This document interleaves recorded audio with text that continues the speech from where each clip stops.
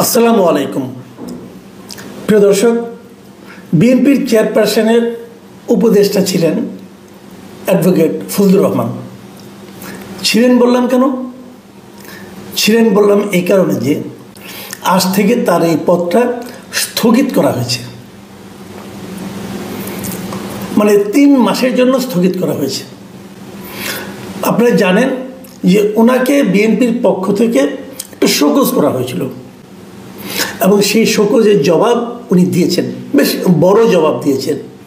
জবাবটা আমরা মিডিয়াতে পড়লাম, প্রায় 11টা পয়েন্ট উনি জবাব দিয়েছেন। এই জবাবের প্রেক্ষিতে বিএনপি সবশেষ যে সিদ্ধান্তটা নিয়েছেন সেই সিদ্ধান্তটা হলো 3 মাসের জন্য ফজলুর রহমান সাহেবের পদকে স্থগিত করেছে বিএনপি, এবং স্থগিত করেছে। তারপর 3 মাস পরে হয়তো আর এটা আবার আগের মতো চালু হয়ে যাবে, এবং স্থগিত করার সঙ্গে সঙ্গে কিছু নির্দেশনা ওনাকে দিয়েছেন, সেগুলো আমি পরে আপনাদেরকে জানাবো। তার আগে আমি যে জিনিসটা বলতে চাই যে ওনাকে কেন শোকজ করা হয়েছিল, শোকজের পরে কি হলো, এবং শোকজের জবাবটা উনি কী দিলেন। অ্যাডভোকেট ফজলুর রহমানকে নতুন করে পরিচয় করিয়ে দেওয়ার কিছু নেই।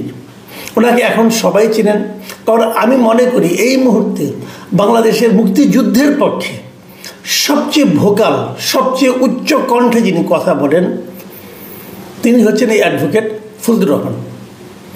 উনি বিএনপির চেয়ারপারসনের উপদেষ্টা হিসাবে নানা জায়গায় যখন এই মুক্তিযুদ্ধের পক্ষে কথা বলেন, তখন আমার ধারণা অনেক দিন ধরে কিন্তু আওয়ামী লীগ যে জিনিসটা প্রচার করত, আওয়ামী লীগ প্রচার করার চেষ্টা করতো যে বিএনপি মুক্তিযুদ্ধ বিরোধী একটা দল, এবং এটা বলতে বলতে এক পর্যায়ে তারা এমনও বলতো যে বিএনপির যে প্রতিষ্ঠাতা জেনারেল জিয়াউর রহমান তিনি নাকি পাকিস্তানের আইএসআইয়ের চর, এমন কথা কিন্তু আওয়ামী লীগের লিডারদের কণ্ঠে আমরা শুনেছি।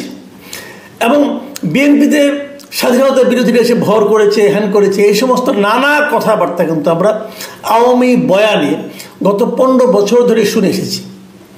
সেই সময়ে এই বয়ানের বিপরীতে বিএনপির মুক্তিযুদ্ধের সপক্ষের যে ইমেজটা, এই ইমেজটা তুলে ধরার ক্ষেত্রে যে 2-1 লোক খুবই গুরুত্বপূর্ণ ভূমিকা রেখেছেন, তার মধ্যে অ্যাডভোকেট ফজলুর রহমান একজন।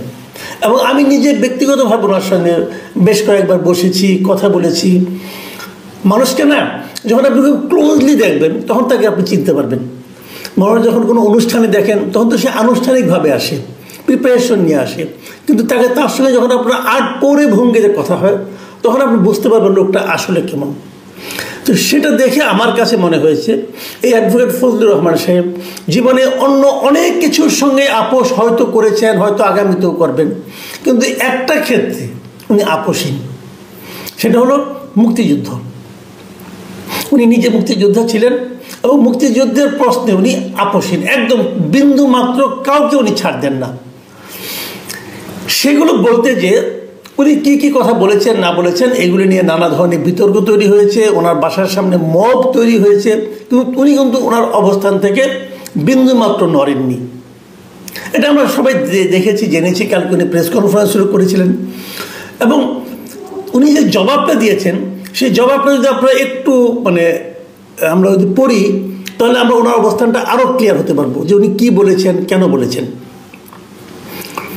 উনি এক জায়গায় বলেছেন যে এই যে আন্দোলনটা হয়েছে, বৈষম্যবিরোধী আন্দোলন যেটা হয়েছিল, শেখ হাসিনা তার সরকার সহজন দেশ থেকে তার পতন ঘটলো, উনি পালিয়ে গেলেন, এই সমস্ত ঘটনার পর তিনি বলছেন যে এর কিছুদিন পরে আমরা দেখলাম যে বৈষম্যবিরোধী ছাত্র আন্দোলনের অন্যতম নেতা সার্জিস আলম ইসলামী ছাত্র শিবিরের সোহরাওয়ার্দী উদ্যানে সম্মেলনে দাঁড়িয়ে দৃপ্ত কণ্ঠে ঘোষণা করল জামাত শিবিরই ছিল জুলাই আন্দোলনের মূল ভ্যানগার্ড।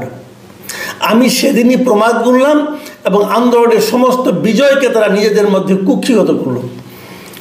এই যে কথাটা বললেন, উনি মুক্তিযোদ্ধা হিসেবে ভাবলেন যে যদি এই আন্দোলনের ভ্যানগার্ড জামাত শিবির হয়, উনি এটাকে মানতে রাজি হননি।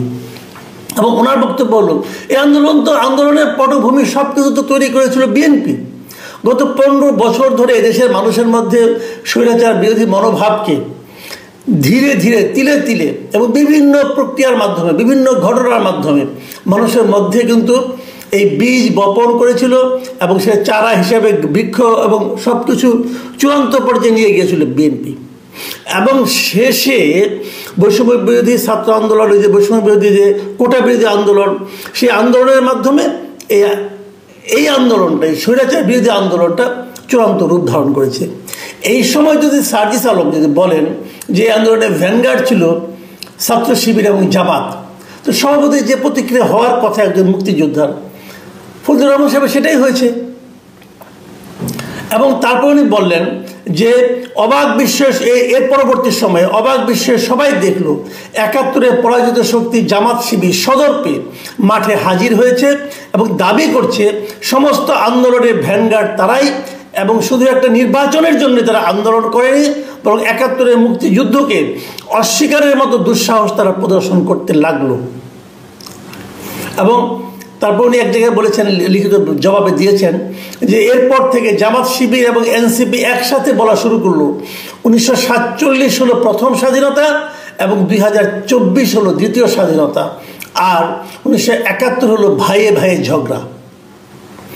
যাই হোক, এই যে বিষয়গুলো, এই বিষয়গুলো নিয়ে তিনি তার কেন কি বলেছেন সেগুলি বলেছেন এবং শেষে উনি স্বীকার করেছেন। এক জায়গায় উনি বলেছেন, আমি মুক্তিযোদ্ধা হিসাবে এই অপশক্তির বিরুদ্ধে নিরন্তর কথা বলা এবং প্রতিবাদ করাকে আমার পবিত্র দায়িত্ব বলে মনে করি।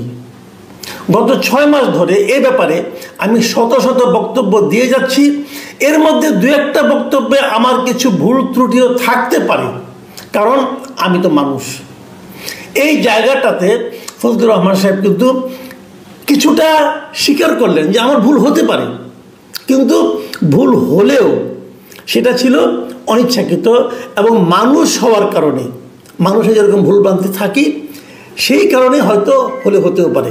ফজলুর রহমান সাহেব তার এই যে জবাব যেটা দিয়েছেন পার্টির কাছে, সেটা শেষের দিকে লিখেছেন, আমার সার্বিক বক্তব্য উপস্থাপনায় যদি প্রমাণিত হয় আমি কোনো ভুল বক্তব্য দিয়েছি তবে আমি দুঃখ প্রকাশ করব। তার মানে উনি বলেন যদি ভুল হয়ে থাকে উনি দুঃখ প্রকাশ করবেন।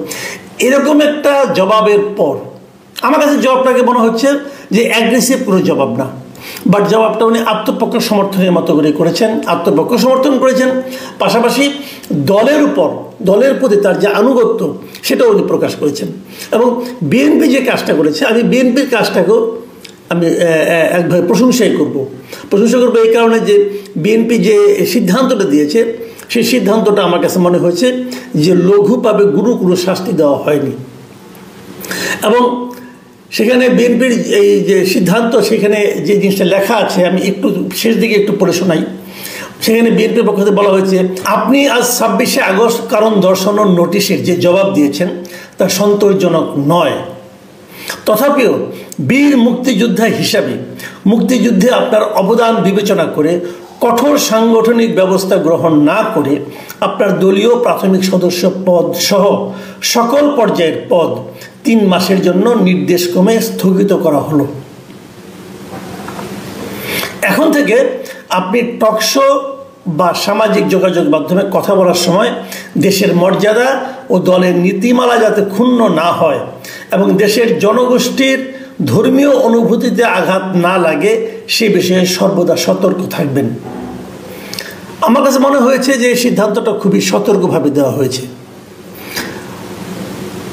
বিএনপির সিদ্ধান্তের মধ্যে কিন্তু বলেনি কোথাও যে ওনার কোন কথাটা নিয়ে তাদের আপত্তি, সার্বিকভাবেই ওনারা একটা সিদ্ধান্ত দিয়েছেন এবং পাশাপাশি যে সতর্ক করে দিয়েছেন যে আগামীতে কী করতে হবে, সেখানেও কিন্তু একটা সার্বিক একটা ধারণা দেওয়া হয়েছে, আপনি এগুলো দয়া করে করবেন।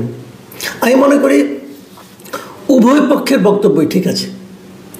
এবং সবচেয়ে যেটা বড় কথা, কালকে যারা মব করেছিল, বাড়াবাড়ি করেছিল, ওটাই ছিল মূল উদ্দেশ্য যে ওনাকে দল থেকে বের করে দিতে হবে, ওনাকে অ্যারেস্ট করতে হবে, ওনাকে জেলখানায় নিতে হবে, গ্রেপ্তার করতে হবে, এগুলো ইত্যাদি। এর কারণটা কী ছিল? এর মূল কারণটা ছিল আসলে একটাই, সেটা হলো যে মুক্তিযুদ্ধের পক্ষে যারা কথা বলেন তাদেরকে একটা সবক দেওয়া, তাদেরকে একটা বলে দেওয়া যে এই ধরনের কথা বললে তোমার পরিণতি হবে গ্রেপ্তার, তোমার পরিণতি হবে জেলখানায় যাওয়া এবং তোমার বাসার সামনে তোমাকে অপমান অপদস্থ করা হবে। কিন্তু সেই উদ্দেশ্যটা শেষ পর্যন্ত সফল হয়নি। এবং এক্ষেত্রে আমি বিএনপিকে অবশ্যই ধন্যবাদ জানাবো যে ওনারা সেই ফাঁদে পা দেননি। মনে রাখতে হবে, একটা রাজনৈতিক দল কিন্তু নানা কারণে নানা কিছু করে। ওনাদের অনেক কিছু চিন্তা করতে হয়, ওনার দলের মধ্যে চিন্তা করতে হয়, দলের বাইরে জিনিস চিন্তা করতে হয়, নির্বাচন যদি সামনে থাকে ধর নির্বাচন নিয়ে চিন্তা করতে হয়, এবং অনেক কিছু আছে এর মধ্যে। সব মিলিয়ে আমার কাছে বিএনপির এই সিদ্ধান্তকে একটা পরিণত দলের সুচিন্তিত সিদ্ধান্ত বলে আমি মনে করি। প্রিয় দর্শক,